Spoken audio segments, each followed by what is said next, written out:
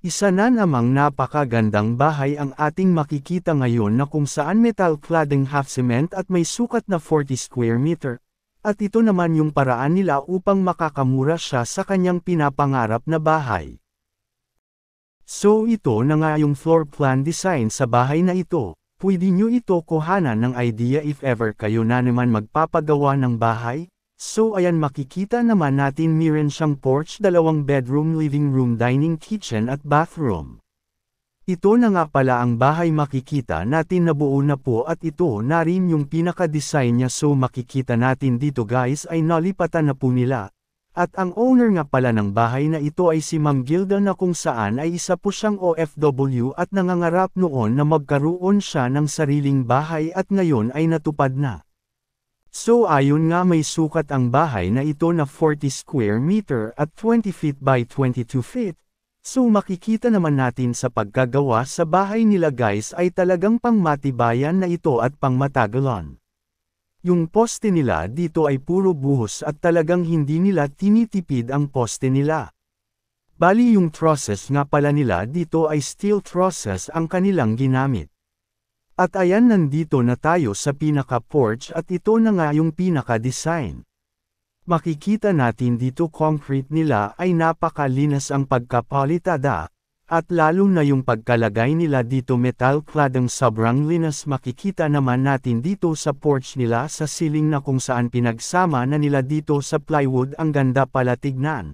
So pag-uusapan naman natin dito ang metal cladding kung gaano nga ba ito kaganda or ano kaya ang advantage kapag ito ang gagamitin natin sa dingding sa ating mga bahay. So ang advantage dito guys ay unang-una magaan siya, tapos ang tibay nito gawing dingding at may mga disenyo na ito at kulay. Ang nakagandahan pa dito ay marami kang pagpipilian ng mga iba't ibang kulay. So tulad dito sa kanilang bahay, nakakatipid na rin sila dito dahil nga hindi na rin sila dito magpintura na kung saan yung pinipiturahan na lang dito ay yung concrete. Pag-uusapan natin dito kung ilan kaya ang kanilang nagamit dito sa metal cladding. So bali nakagamit sila dito ng 12 pieces tig-apat sa 8 feet 10 feet at sa 12 feet. So bali gumastos naman sila dito ng 12,000 pesos. Ang sa bubong naman nila ay yero ang kanilang ginagamit. So ayon nga, makikita na natin ang pinakaloob sa kanilang bahay. Ang kanilang ginamit sa ceiling dito ay plywood marine at dito rin sa wall. Yung window nila dito ay sliding window at yung door naman nila dito ay gawa sa mahogany. Naka-tiles yung lababo nila dito at sa kanilang toilet and bathroom. So bali sukat ng 2 bedroom nila dito ay 3 meters by 3 meters. At sa living room naman nila ay may sukat itong 3 meters by 3 meters. Sa dining area naman may sukat itong 3 meters by 2.3 meters. At dito naman sa pinaka-kitchen area nila ay may sukat itong 3 meters by 2 meters. So bali guys, ang gumagawa pala sa bahay ni Ma'am Gilda ay ang kanyang ama, so dahil dito sobrang laki yung natipad niya sa kanyang bahay. So ayan na nga, ito na yung buong nagasto sa kanyang bahay ay 280,000 pesos.